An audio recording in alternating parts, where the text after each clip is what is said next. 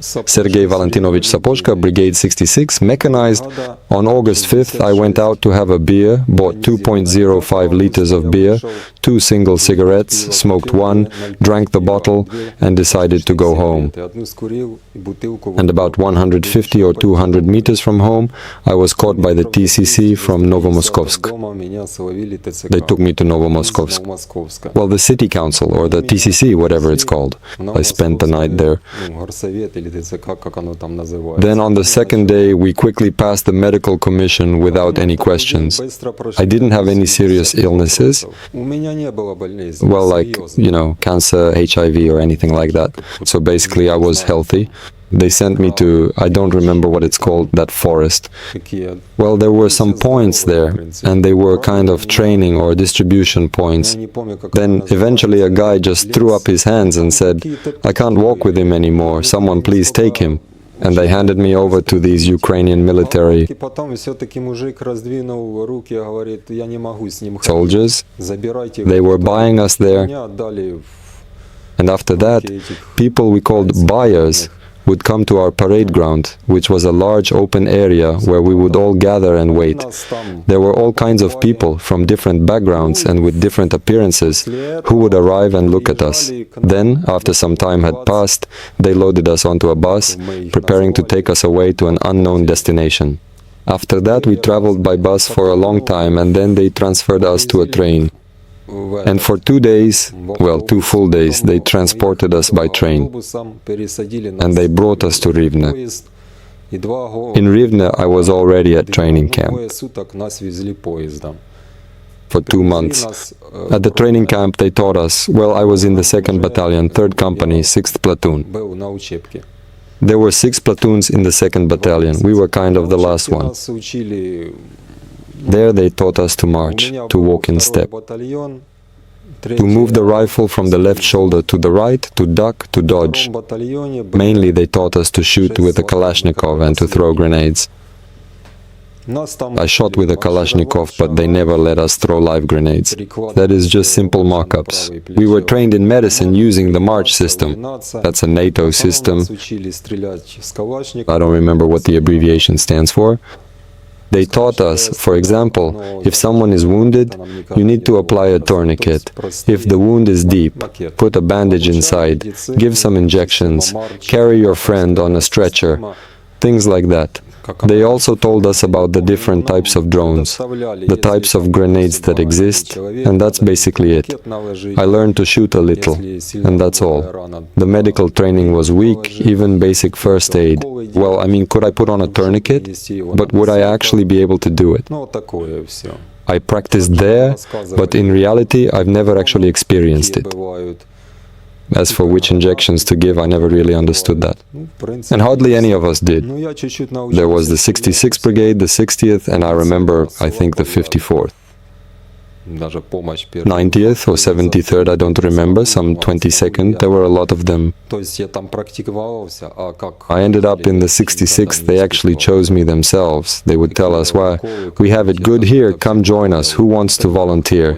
But there were few volunteers, most people didn't want to go. So then they started picking people from the list, based on who suited them according to their grades. When we were training, they graded us on how we walked, how we ran, how we shot. And based on that, they decided who they needed. They picked about 4 or 8 of us, I don't remember exactly. Then they split us up into different groups.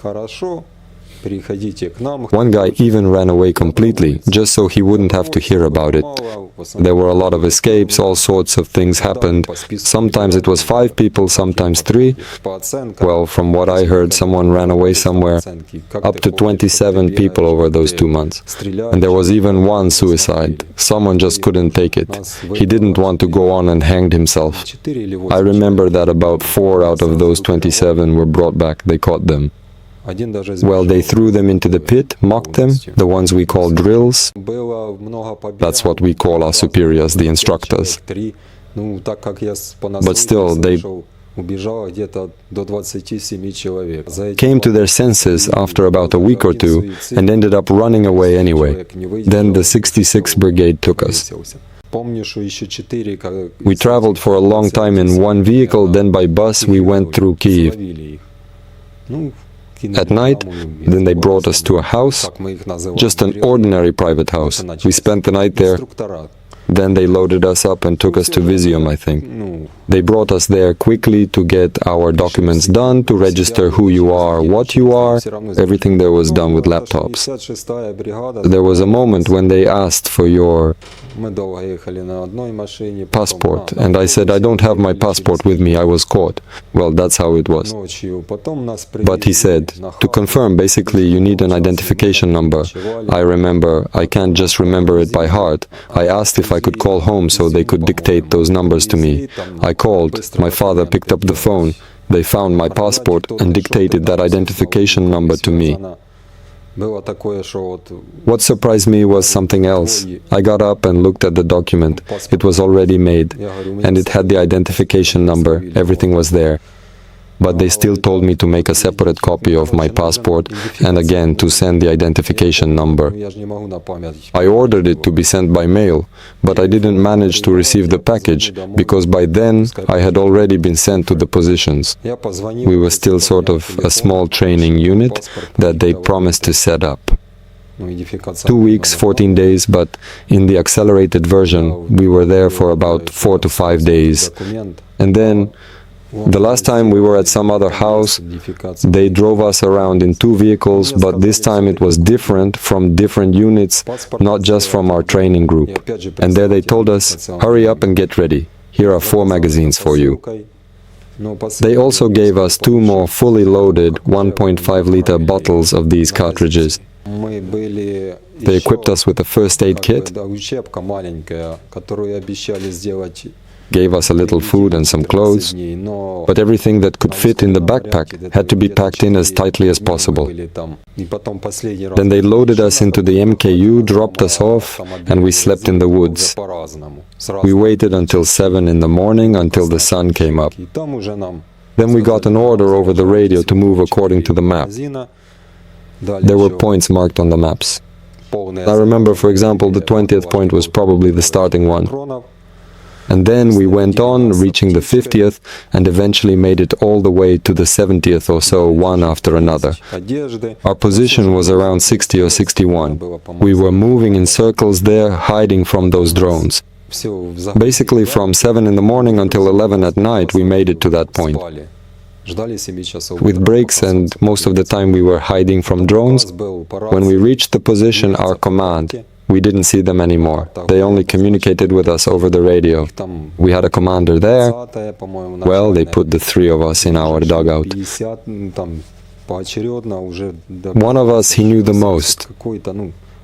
He was trusted. He didn't tell us everything, and I never really asked him. Sometimes, if I did ask, he'd look at me and say, "Don't bug me." So I understood that. I shouldn't get involved in that. There were 3 of us, they put us in the dugout, and our task was just to sit tight.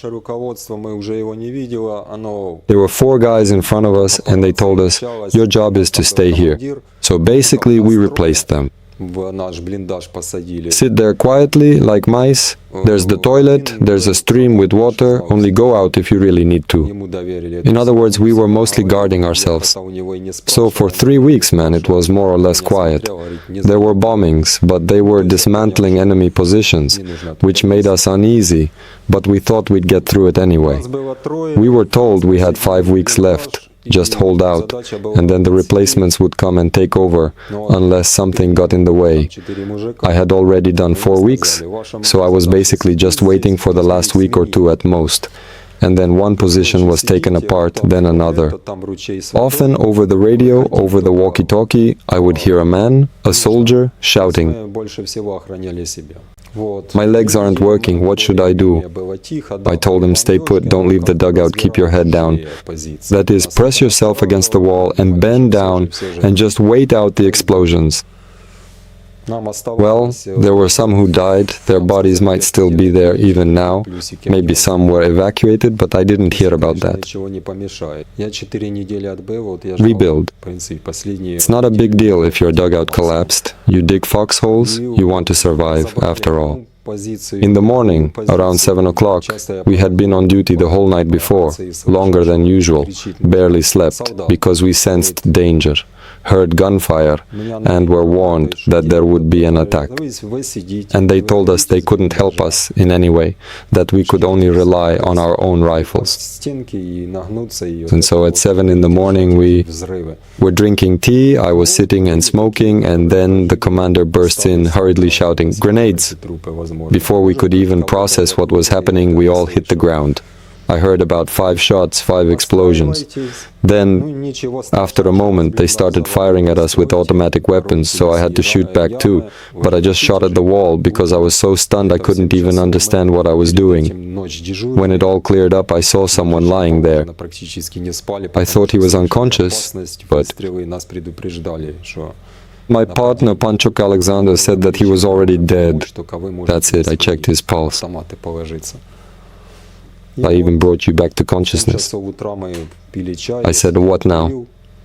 "Well, we'll just sit here," I said. "And wait." I was navigating by radio, I said many times. I was calling everyone, maybe even more, saying, 1414, that's our main thing. I said, "What should we do? We've been bombed, they're walking around, they're shooting, we have no chance to survive." They told us, "Just sit tight, return fire calmly, that's all." We spent the whole night there, and when morning came already, it was cold, it was scary, even though we had some food. At that point, food was the last thing on our minds, damn. Even though everything was destroyed, you could barely get out of there. I was afraid that if they bombed us again, we'd be buried alive. That Panchuk started panicking, kept saying, "I'm leaving, you stay if you want." He spent an hour or two trying to convince me, "Let's run."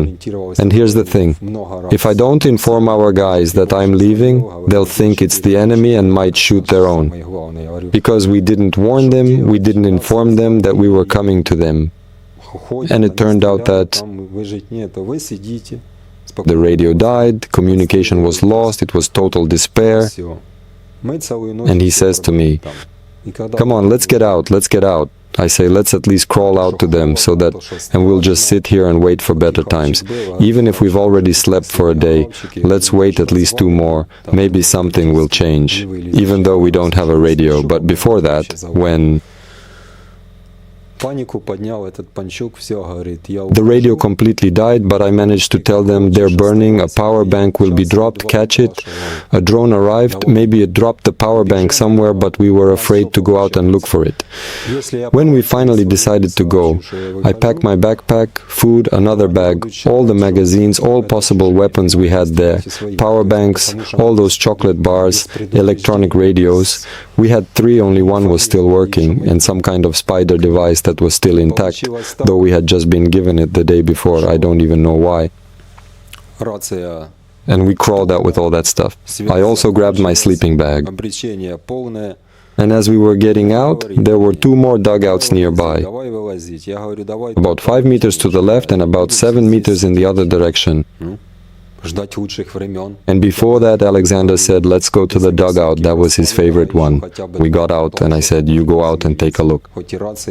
What if the enemy is there?" "No, no, no." Then we got out and I see smoke.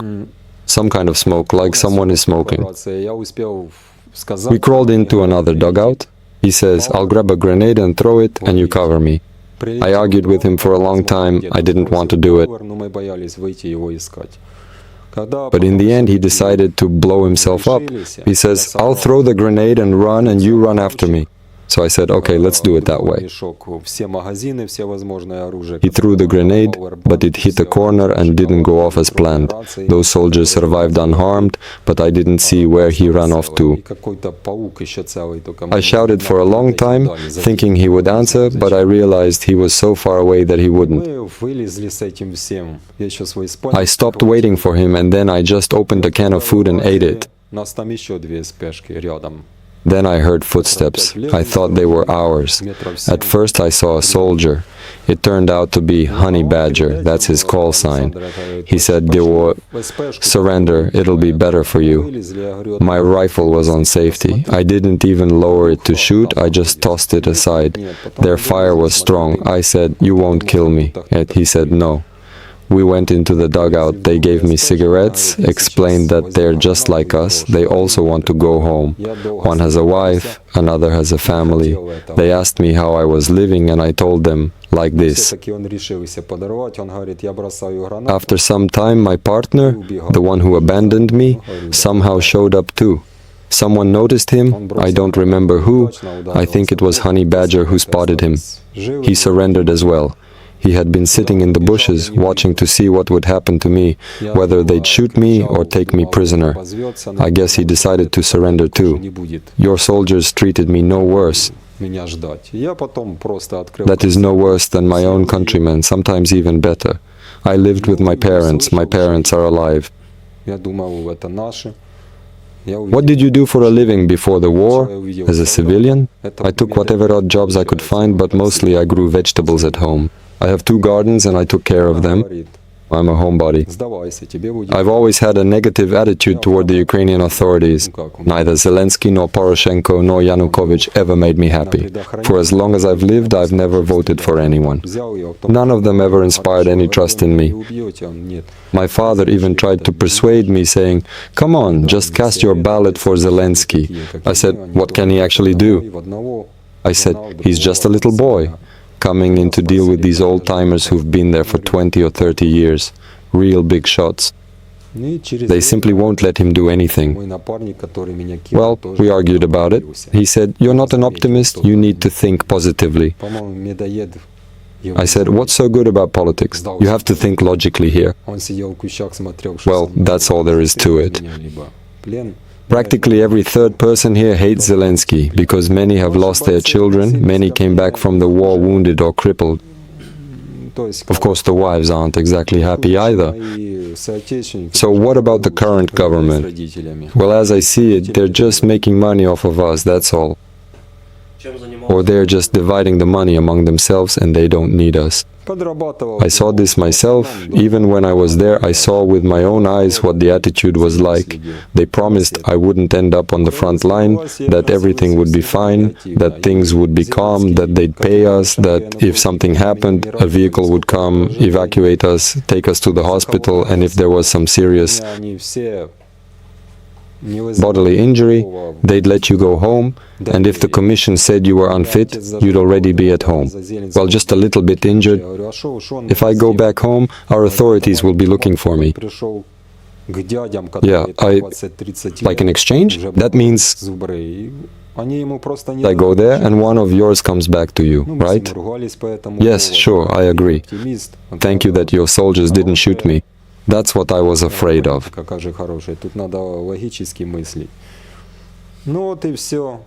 У нас там каждый третий практически Зеленского ненавидит, потому что многие потеряли своих детей, многие покалеченные вернулись из войны. Ну, жены остались, конечно, тоже не очень радостны.